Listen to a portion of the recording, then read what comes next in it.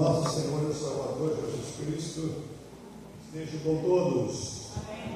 Amém. Esse amém está bem fraco, hein? Amém? Amém. Melhorou, não está bom ainda não. Amém? Amém. Glória a Deus. Agora está bom. Já melhorou. Parece que a chuva enferrujou nessa garganta. Irmãos têm dificuldade para chegar aqui. Isso. Se fosse a ajuda de alguns irmãos, eu acredito que nós estaríamos perdidos até agora procurando o local para chegar até aqui.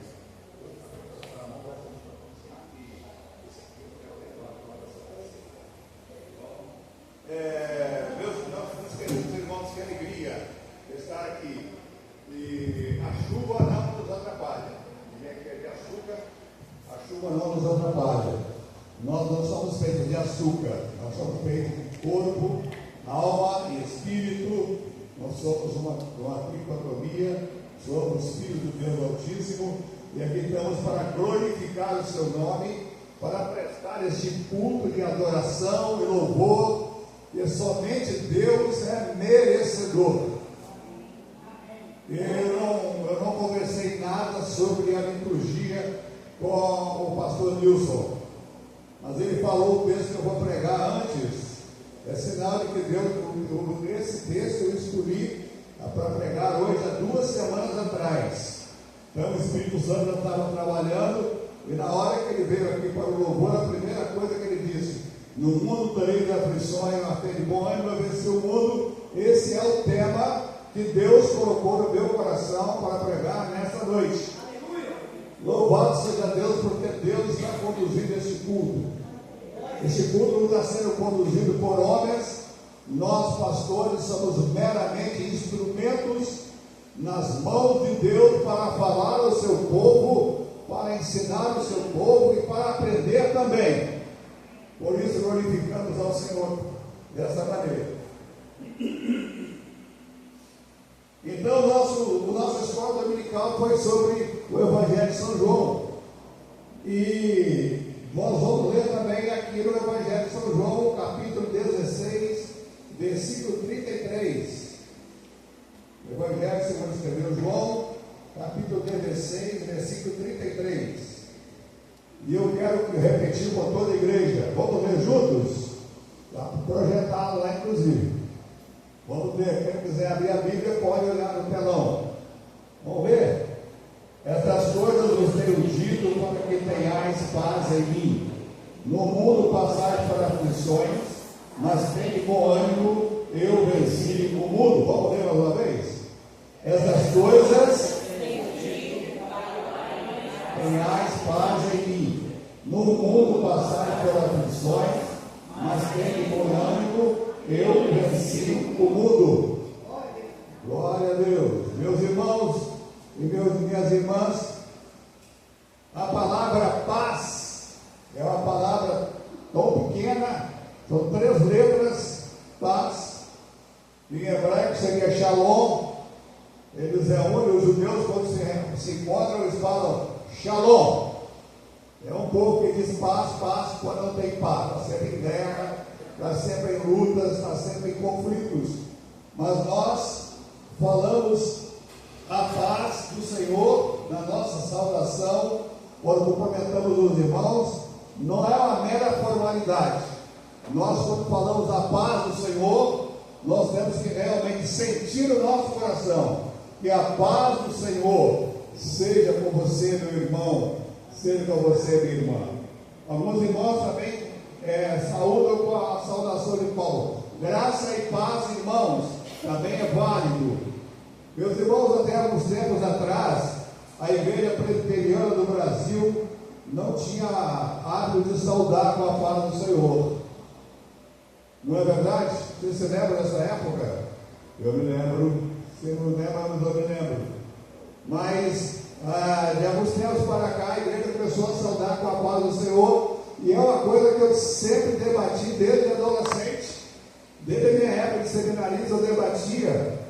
Por que o exército tem uma maneira de cumprimentar quem é fazendo continência? Por que os comunistas têm um jeito de saudar, levantando o braço e falando uma frase que eu não vou dizer aqui, que vocês sabem? Por que os maçons têm um jeito de se cumprimentar? E por que a igreja, que é mais superior do que a maçonaria, muito mais superior do que o nazismo, e é muito mais superior do que qualquer outras coisas? Porque os cristãos não têm também uma maneira de se movimentar. A paz do Senhor seja com todos. Graça e paz da parte de nosso Senhor e Salvador Jesus Cristo. Ele chegou à igreja presbiteriana, graças a Deus. Nós vamos falar um bom dia e a paz do Senhor. Tá bom? Amém? Está começando bem. E a paz é uma palavra tão pequena, mas tem um significado muito grande. Olhar para o nosso redor, nós vemos que vivemos num mundo marcado pelas incertezas e pelos sofrimentos e desafios. A cada dia, novas dificuldades aparecem e muitos questionam: onde está a esperança? Em um mundo de aflições parece aumentar, mas a palavra de Deus nos dá uma resposta clara e poderosa. No Evangelho segundo São João 16:33, nos lembra que apesar de vivermos em um mundo repleto de aflições, nós temos uma esperança segura em Jesus. Nós vamos mergulhar no significado dessa mensagem, entendendo o que Jesus quis nos ensinar com suas palavras. A esperança em meio ao caos. O mundo está ao caos.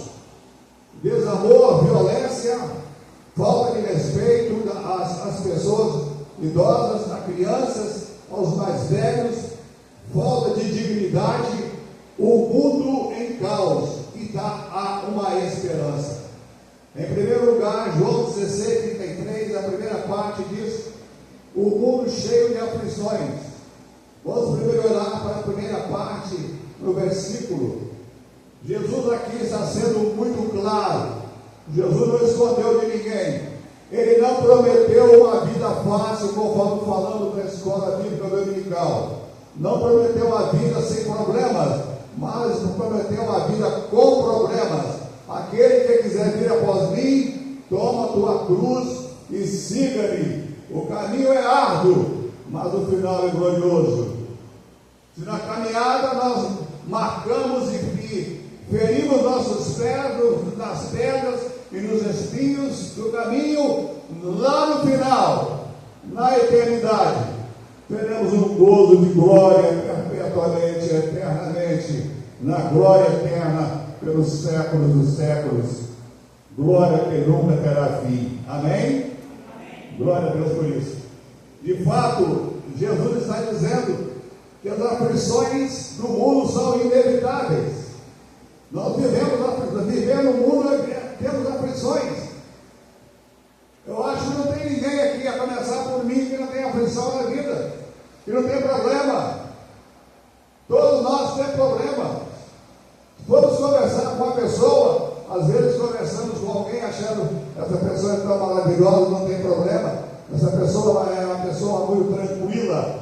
Essa pessoa tem a cabeça no lugar, é uma pessoa muito focada. E ela não tem problemas, mas quando nós vamos conversar com ela, nós percebemos que ela tem problemas e tem muitos problemas, mas muito maior que os problemas que ela tem, é a bênção de Deus, é o consolo do Espírito Santo, a um bálsamo, dar um bálsamo no coração dessa pessoa, para que ela suporte as dificuldades e as intempéries da vida. De fato, Deus está dizendo que são inevitáveis. Mas como se aplica isso à nossa vontade? Violência e injustiça. Vivemos num mundo de violência e injustiça. Quem não diz isso? Quem não sabe disso? Não é difícil perceber que o mundo vive um caos, a violência, o crime, a guerra, a morte por causa de um celular, a divisões entre os povos, são marcas de um mundo que não tem paz, uma marca de um mundo que não tem realmente amor uns pelos outros. Depois de multiplicar a iniquidade, o amor de muitos se esfriará, disse Jesus. E muitos crentes teriam, o amor de muitos se esfriaria porque a iniquidade iria aumentar. E muitas pessoas iriam pensar: isso não é pecado fazer isso, não é pecado fazer aquilo. Não, o pecado continua sendo uma transgressão ao poder de Deus, e nós temos que fugir das violências e das injustiças. Uma coisa também inerente a todo ser humano, inerente a todos que estão aqui, e principalmente a mim: sofrimento humano. Muitas pessoas estão vivendo em extrema pobreza, enfrentando doenças incuráveis, abandonados pela família, e uma constante luta pela sobrevivência. Muitos dizem: minha família me abandonou, mas Jesus diz que ainda que meu pai e minha mãe me abandonarem, ó Senhor, tu não nos abandona nunca. Porque mesmo que o pai e a mãe falte amor para com o filho, o amor de Deus nunca falha. Ele está sempre presente no seu coração e à sua disposição, à sua altura, e é só você buscar em oração de joelhos, e a graça do Senhor vai abundar na sua vida de forma extraordinária.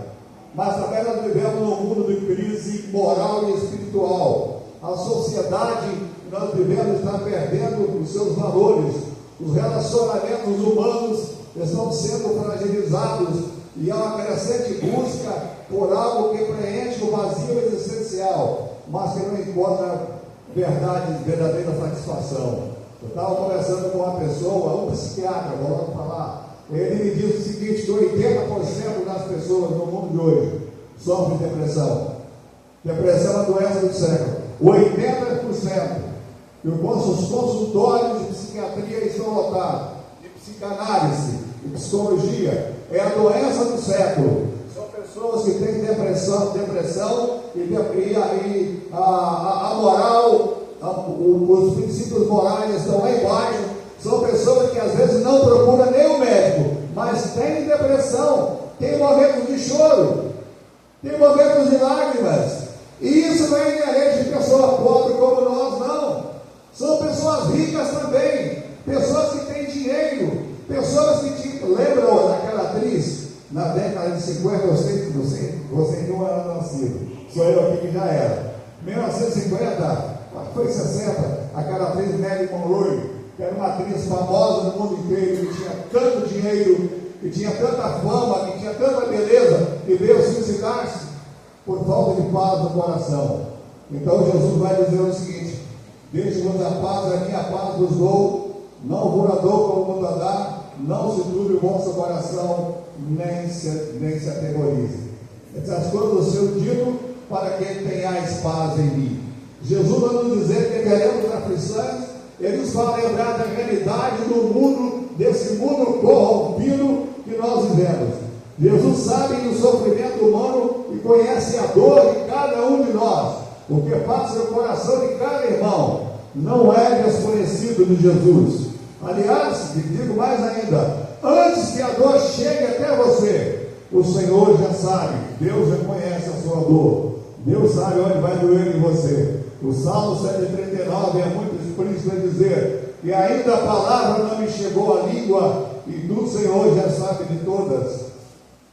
Ele sabe do sofrimento, Jesus sabe do sofrimento humano, conhece a dor de cada um de nós, e nos dá um alerta para vivermos fugindo do pecado, da corrupção, que resultará em maiores aflições ainda. O próprio Senhor Jesus Cristo nos deu exemplo. Ele passou por aflições e por momentos difíceis, e ele nunca negou essa realidade. Uma ilustração: imagina um marinheiro experiente em um pequeno barco navegando em alto mar. No início o céu está azul, o mar está calmo, e é gostoso navegar pelas águas límpidas do oceano, e ali vai tranquilamente. Mas de repente o tempo começa a mudar, começa a escurecer de um lado, começa a escurecer do outro lado, e o tempo começa a baixar, as nuvens começam a baixar, e se formam uma grande tempestade, e as ondas são grandes e fortes, e os trovões ecoam, e a chuva torna difícil enxergar o caminho. Os marinheiros sentem medo, e o piloto tem que manter a tranquilidade. Ele é a autoridade máxima no navio. Ele tem que manter a tranquilidade. Então ele lembra de um mapa. Ele lembra de um mapa que carrega consigo. E nesse mapa, ele pega esse mapa e abre e está dizendo assim nesse mapa: no mundo tereis aflições. Vamos falar junto? No mundo tereis aflições, mas tende bom ânimo, eu venci o mundo. Isso lhe dá coragem ao marinheiro para segurar firme no leme e confiar em sua bússola e seguir adiante. E logo a tempestade passa e o sol volta a brilhar. Meus irmãos, quantas dificuldades nós já tivemos na vida. Se for conversar pessoalmente com cada irmão aqui vai ter uma dificuldade que já contou e já saiu dela. E vai dizer assim: como é que eu saí daquela dificuldade? Eu pensava que quando acontecia aquela dificuldade, eu pensava: agora está enrolado, agora não tem jeito, agora complicou, não tem saída, não tem alternativa, não tem fuga, agora é o fim. Mas é nesse momento que Deus entra com a providência divina. É nessa hora que Deus age. É nessa hora que Deus opera no seu coração. É nessa hora que o Espírito Santo consola o seu coração, te conforta e te prepara para uma vida melhor diante dele.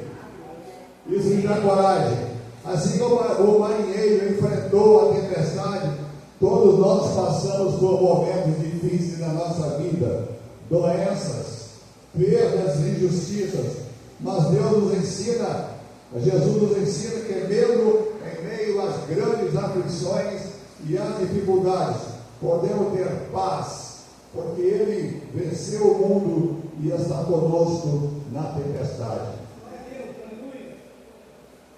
Em segundo lugar, a esperança está em Cristo. João 16:33, parte B. Jesus não deixa a história por aí, ele continua dizendo: tende bom ânimo. Ora, se a coisa vai melhorar, está ruim, mas se vai melhorar, eu vou continuar, porque eu vou ter bom ânimo. Vou ter bom ânimo porque Jesus venceu e me manda. Eu venci o mundo. E se nós estamos com Jesus, nós vamos também vencer o mundo. Aqui está, meus irmãos, uma mensagem de coragem.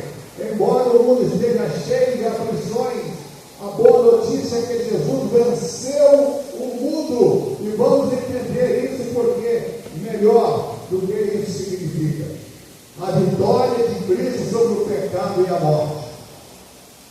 A vitória de Jesus não é uma vitória temporária, passageira, mas é uma vitória eterna e para sempre. Por meio da sua morte e ressurreição, Jesus nos dá uma nova perspectiva de vida, a aflição, a fim de que aqueles que estão nele jamais se abalem. Também a vitória sobre as forças do mal. O apóstolo Paulo dizia: por ambos lados eu sinto os aguilhões terríveis do pecado. Eu quero partir, dizia o apóstolo Paulo. Eu quero estar com o meu Senhor, que é incomparavelmente melhor. Meus irmãos, aqui nesse mundo é cheio realmente de aflições, mas tem de bom ânimo. Se o irmão está passando por uma dificuldade, como nós já passamos várias vezes, e que às vezes vamos passar ainda, vamos confiar nessa promessa: tem de bom ânimo. Há uma perspectiva muito melhor. Há uma cidade além do rio, onde o sol brilha mais forte, e Jesus é o sol da justiça, e que Ele nos abraça gostosamente, dizendo: vinde benditos de meu Pai, você por herança o reino que está preparado desde a fundação do mundo. Nas dificuldades da vida, nas lutas da vida, é Jesus que nos conforta, é Jesus que nos dá a vitória. E Ele está conosco, presente constantemente. A vitória de Cristo não é apenas uma realidade no passado, mas é uma presença constante na vida do crente. Em meio às aflições e às dificuldades da vida, Ele promete estar conosco, nos dando força para suportar e vencer. Ele já fez seu trabalho. Jesus pagou na cruz do Calvário com seu próprio sangue, para nos dar essa graça de estarmos, de andarmos na sua presença. Em terceiro e último lugar, penúltimo lugar, a resposta do cristão: tem de bom ânimo. Jesus nos convida, tem de bom ânimo. Isso não significa ignorar dificuldades, mas olhar para elas com a perspectiva da vitória em Cristo. Tem dificuldade? Deixa a minha dificuldade. Tem problema na vida? O irmão tem problema na vida, a irmã tem problema na vida, na sua casa, nos seus negócios, nos seus estudos, tem problema? Tem problema sim. Nós também temos problema, nós pastores, eu tenho, o pastor Nilson tem, todos nós temos problemas, mas deixa a vida dificuldades. Isso não significa ignorar, mas olhar pela perspectiva de Cristo, que nos promete que devemos ter bom ânimo, porque Ele venceu o mundo, e se estamos com Ele, também podemos vencer. Confiança na soberania de Deus, mesmo quando enfrentamos momentos difíceis. Podemos confiar em Deus que está no controle. Nada acontece sem que Deus permita, e tudo contribui para o nosso bem. Romanos 8:28. A paz que excede todo entendimento, em meio ao caos, podemos experimentar uma paz que o mundo não conhece, uma paz que o mundo não sabe, que o mundo nunca provou, que o mundo nunca experimentou, fruto da nossa confiança em Deus, da nossa certeza em Deus, da nossa crença de que as coisas vão melhorar. Em Cristo é melhor, meus irmãos. A vida em Cristo é muito melhor do que a vida lá fora. O mundo dá paz, sim, dá paz. Dá paz, sim, o mundo dá paz. Quem diz que o mundo não dá paz? Só que a paz do mundo é uma paz passageira. Nós estamos agora saindo do carnaval, das folias de Mongo. E essa semana passada, eu falava com o meu barbeiro, que é da igreja Deus e Amor, falava com ele, é momento agora de muitos arrependimentos, de muitos se gastaram o que tinham, o que não tinham, ou que economizaram durante o ano inteiro, para gastar em 3, 4 dias de carnaval. O mundo dá paz sim, só que ele cobra um preço muito caro, cobra a saúde da pessoa, cobra a credibilidade da pessoa, ele cobra realmente a moral da pessoa, ele cobra muito caro. Nós temos uma esperança que é a esperança do futuro. A vitória de Cristo não se limita apenas ao presente. Temos a esperança de uma vida eterna, uma vida no céu, onde não haverá mais dor. Imagina isso, sentir dor, aí a gente sente aquelas dores. Estou cheio de dor, principalmente nós, assim, da minha idade, né? Da minha idade, que só acho que eu. Que dor, que estou com dor nas costas, dor nas pernas, dor no joelho, dor não sei aonde. Mas nós teremos um corpo renovado, um novo corpo. Nosso corpo será transformado num corpo espiritual. E nos diz a palavra de Deus que até o nosso nome será trocado. Você não vai ter o nome que você tem lá no céu, não vai não. Lá no céu você vai receber uma pedrinha branca com um novo nome, e só quem sabe é quem recebe. É um segredo. Uma pedrinha branca com um novo nome, o nome que Jesus vai te chamar. Diante, meus irmãos, dessa passagem, o mundo precisa ouvir essas boas novas. A mensagem de Cristo é mais do que necessária, mais do que nunca. O mundo precisa ouvir que, embora as aflições sejam reais, a vitória em Cristo é ainda maior. Porque quanto maior é a dificuldade, mais gloriosa é a promessa de Deus em sua vida. Meu irmão, creia que Deus agora está visitando a sua casa. Creia que o Espírito Santo está aqui presente, está no seu coração, mas também está na sua casa. Está fazendo uma obra na sua casa. Deus está fazendo uma obra na sua família. Deus está fazendo uma obra no seu trabalho. Deus está fazendo uma obra onde quer que você frequente. Deus está fazendo uma obra de transformação, de mudança, de nova vida. Deus está mudando completamente. Meus irmãos, nenhum de nós que entramos nesse templo nesta noite iremos sair daqui vazios, mas saímos levando, mesmo com chuva, sairemos levando uma bênção do Senhor, a bênção da graça, a bênção do arrependimento, a bênção da unção de Deus, a bênção do provimento espiritual, a bênção da proteção de Deus na nossa existência. Vamos ouvir um amém? Amém. Amém, glória a Deus. Meus irmãos, mas além de tudo isso, para terminar, a igreja precisa ser luz. A igreja precisa ser luz. E como a luz ilumina, né, meus irmãos? Como a luz ilumina. Imagine você num quarto escuro, um quarto bem escuro, onde você não vê nada. Você tem apenas um palito de fósforo. Você riscando aquele palito de fósforo, você acende, já clareia bastante, já pode ver alguma coisa. Se nós acendemos um palito de fósforo aqui, com essa claridade que nós temos, nós não vamos sentir nenhuma diferença.